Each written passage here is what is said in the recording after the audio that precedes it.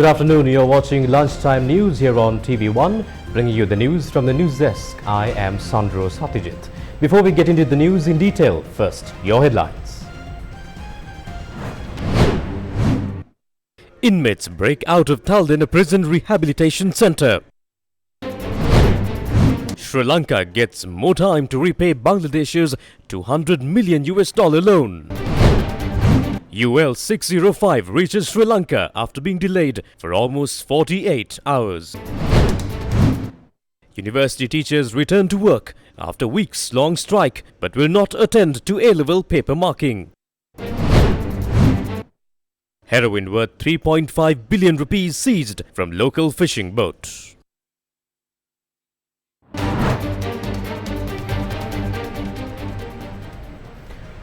Your news now in detail. It's almost the end of the Sinhala and Tamil New Year week of celebrations, and many Sri Lankans who left the city to visit their families have been returning to Colombo since Sunday night. However, there are concerns over the availability of sufficient transportation services for commuters. A large number of passengers were inconvenienced due to the lack of buses in Hatton in order to travel to other parts of the country.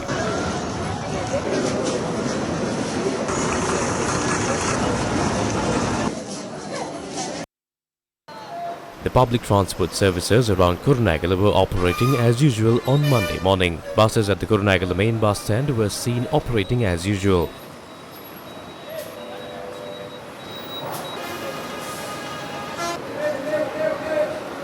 A limited number of vehicles were seen at the Kurunegala entrance of the Central Expressway.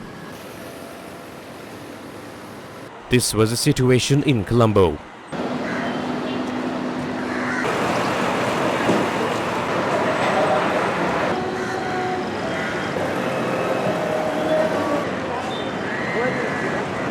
Sri Lanka Railways said that 4 office trains were cancelled as locomotive engineers failed to report to work. The Deputy General Manager of Railways, M.J. Indipulage, says that 4 train journeys along the Kalani Valley and coastal lines were cancelled. Over 30 train journeys were cancelled on Sunday as well as locomotive engineers failed to report to work. However, Sri Lanka Railways says that arrangements have been made to ensure train journeys continue in a manner that the public are not inconvenienced. It was also reported that 1 train journey operating along the Colombo to Polgahavela route was cancelled on Monday morning. News First correspondent said that another train journey was delayed. Due to this, a congestion was reported at the Ganimula railway station.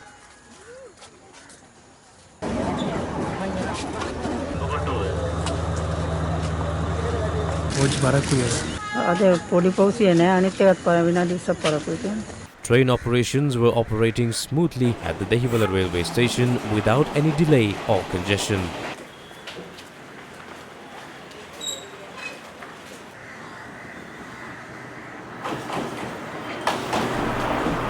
Now, meanwhile, the new school term of all government schools commenced on Monday. The Minister of Education said the new school term will continue until the GC ordinary level examination. Plans are in place to conduct the O-level exam from the 29th of May till the 8th of June. This was the situation surrounding schools in various parts of the country.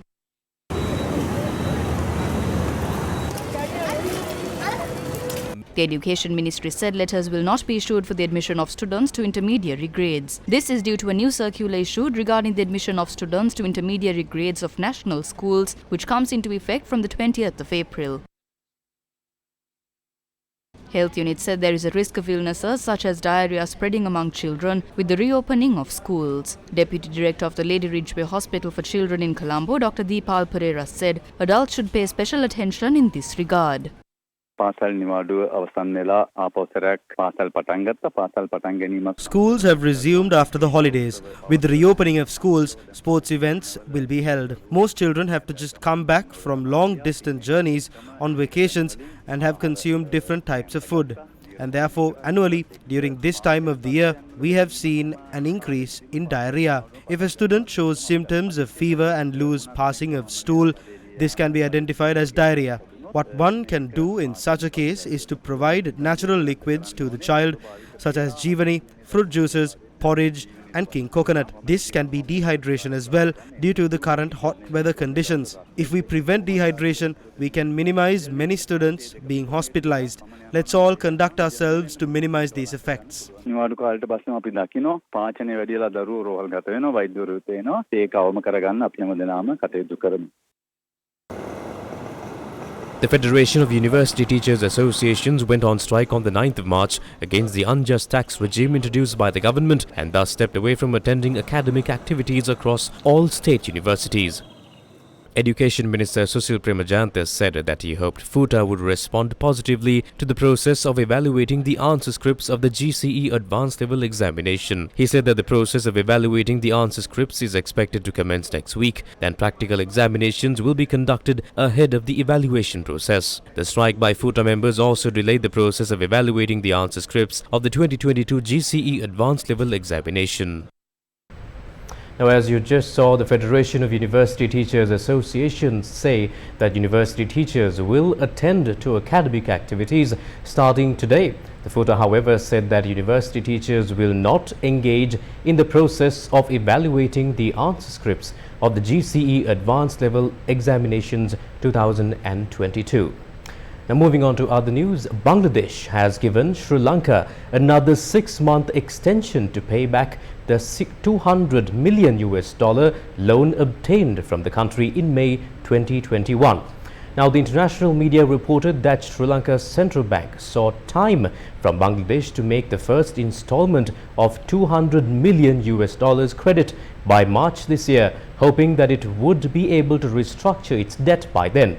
Now, Bangladesh Bank governor said that Sri Lanka is seeking 6 more months and said it would make its first installment by August this year and another installment by September as well. Meanwhile, Chief Executive of the Samagi Janabalawege attorney Ajith P Pereira commented on the proposed anti-terrorism bill.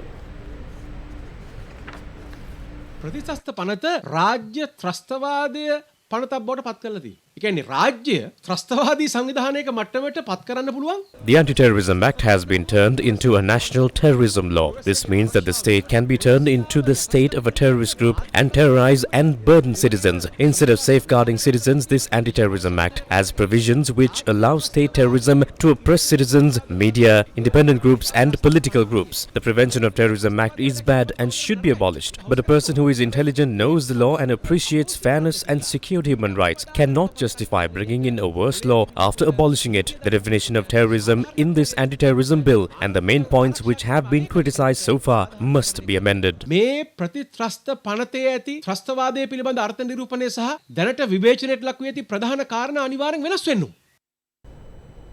Will monkeys be exported or not? A question we've all been asking this week. The Minister of Agriculture, Mahindam Ravira, commented on the program to export monkeys to China. China has requested in writing regarding this. We have held 3 rounds of discussions as well. We are in the process of preparing a proposal to the cabinet in this regard as well. Following that, a committee will be established with all concerned officers of the ministries required. The committee will decide whether they will be sent or not. Some people are misinterpreting this, saying there is a first step of sending 100,000 monkeys and whatnot. This is not the case. The first phase will only constitute of 500 or 1,000 monkeys, I believe, as per my memory. They have asked for these immediately. Some say that we are doing this without a pre-analysis. This is not the case. Myself, alongside the Secretary of the Ministry of Agriculture and the Minister of Wildlife as well, have been holding discussions for months and collecting reports. I myself have had discussions with environmental activists and showed them the situation. Over 200 coconut cultivations get destroyed. The destruction to other food crops are immense as well. This is to the point that some leave villages. We asked for proposals from environmental organizations as well. Some propose to increase forest cover or to separate sections for them as well. Most of their solutions were not practical. We considered them and we took these decisions. We are adhering to international standards in this regard. Meanwhile, Sri Lankan Airlines flight UL605 from Melbourne to Colombo, which was delayed for almost 48 hours due to technical difficulties, reached Sri Lanka at 7:40 a.m. today. UL 605 reached Sri Lanka with 218 passengers and 17 crew. The flight was scheduled to leave Melbourne at 4:10 p.m. on Saturday and was to reach Sri Lanka at 10:25 p.m. the same day. Sri Lankan Airlines flight UL 605 flying from Melbourne to Colombo was rescheduled to fly at 4:30 p.m. on Sunday. However, it was delayed once again. A video surfaced online of passengers enraged over the continuous delay of the flight to Colombo. In order to rectify the issue on board the flight, a team of 6 engineers were flown to Melbourne on Saturday night. The duty manager of the Katunayake airport confirmed to News First that UL 605 returned to Sri Lanka on Monday morning. Now on to a headline-making story. 9 inmates held at the Tallina Prison Rehabilitation Centre in Badulla have escaped. Prison spokesperson Chandana Naik said that 9 inmates engaged in fasting for the month of Ramadan had fled the premises early on Monday morning. However, 2 of them were detained by prison officials later. Now, the prison spokesperson said that a joint search operation with Sri Lanka police was launched to locate and detain the missing inmates. On to other news now. The massive haul of heroin worth 3.5 billion rupees was seized by the Navy in the southern seas and was brought ashore today. The Sri Lanka Navy on Monday said that the value of the consignment of heroin that was seized on board a multi-day fishing trawler is valued at over 3,500 million rupees. A special search operation carried out by the Sri Lanka Navy in coordination with the police and other intelligence agencies has led to the interception of a local multi-day fishing trawler carrying a large consignment of drugs and apprehension of 6 suspects off the southern coast of the island on Sunday. Navy spokesperson Captain Gayan Vikramasuriya told News First that 175 kilograms of heroin was discovered from on board the vessel. The suspects and the consignment of drugs will be handed over to the Police Narcotics Bureau for onward investigation. The drug network is a very powerful network. It operates from within Sri Lanka and overseas with the intention of smuggling drugs into the country. In 2023 alone, we seized more than 3,000 kilograms of heroin, crystal meth and cannabis. We have instituted legal action as well. The Sri Lanka Navy is committed to prevent the flow of narcotic substances into Sri Lanka. නාවික හමුදාවේ මේ ව්‍යායාමය මෙවැනි මත්ද්‍රව්‍ය ඒ රටට ශ්‍රී ලංකා දේශය තුලට රැගෙනීම බලක්වයි. Meanwhile, the 107th birth anniversary of the first female Prime Minister of the world, the late Sirimavo Bandaranaike, was marked today with a commemoration in Colombo. Sirimavo R.D. Bandaranaike was born on April 17, 1960 in Ratnapura. After her husband S.W.R.D. Bandaranaike, who became Prime Minister in 1956, was assassinated in 1959, she was induced by his Sri Lanka Freedom Party to become the party's leader.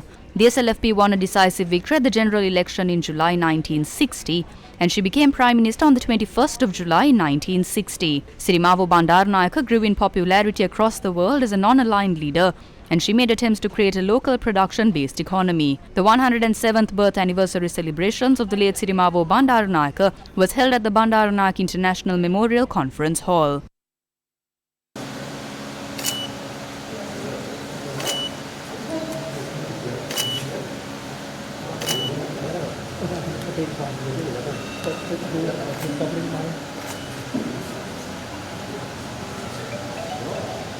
Former President Chandrika Bandaranaike Kumaratunga also attended the event. Meanwhile, people of Sri Lanka are still struggling with various issues daily to survive. The people in many areas have been severely inconvenienced due to the lack of maintenance on the road network. Now, the following report is from Uva Paranagama. This is the Kasuriala road which goes across Malika Kumbura and Vavegama Uva Paranagama. Villagers said although the road was developed by the Uva Paranagama Pradeshya Sabha 3 years ago, it is now in a dilapidated condition. Villagers said it is the result of not renovating the road properly. Farmers cross the road with their harvest while facing various difficulties. පාරට බරක් ගෙනියන්න We use this road to carry heavy loads and take sick people. Our children go to school on this road and it is not in a state to walk on with socks and shoes. දෙක දාගෙන ගෙදර ඉඳලා යන්න මාර්ගේ නැහැ. දැන්ට හොදා පාලුවට ලක් වෙලා තමයි මේ පාරිනේ මේක සකස්. This road has been washed away. We made several requests to officials to fix the road and put cement, but we have not received a response yet. නමුත් මේ වෙන විට කිසිම ප්‍රතිචාරයක් නැහැ. Villagers are requesting a proper solution to the issue.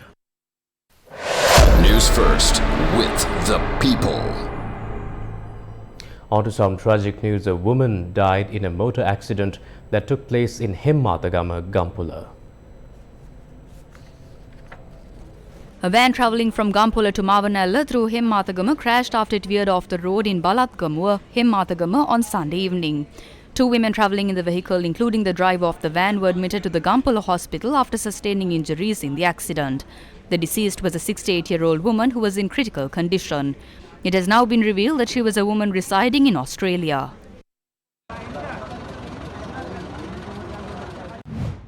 Sri Lanka's health ministry said that around 3,000 to 4,000 people are admitted to hospitals daily during the April festive season for various accidents. Dr. Samita Siritunga of the Non-Communicable Disease Unit of the Health Ministry said most patients are admitted due to motor accidents, firework-related injuries and drowning.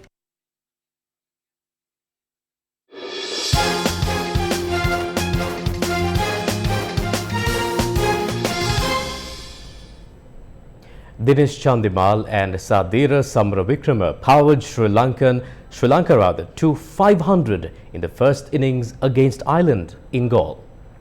Now Sri Lanka opened day 2 of the first ever test against Ireland with an overnight score of 386 runs for the loss of 4 wickets. Dinesh Chandimal reached a half century during the first session on day 2, while Samaravikrama also scored a 50. Prabhat Jayasuriya and Dhananjay De Silva were dismissed for low scores. The earlier skipper Dimut Karnaratne and Kusal Mendis paired up and put on a 281-run second wicket stand on day 1. The Sri Lanka captain smashed 179 runs while Mendis hammered 140. Curtis Camphor was the pick of the bowlers for Ireland, picking up 2 wickets, while Mark Adair, Andy McBride, Ben White and George Dockrell picked up 1 wicket each. Now at lunch, Sri Lanka were 503 runs for the loss of 6 wickets in 116 overs. How close can that be? Close enough. Close enough. Stayed down and rushed in. That's all the news for now. Bringing you the news from the news desk. This is Sandro Sathajit signing off. Take care. God bless.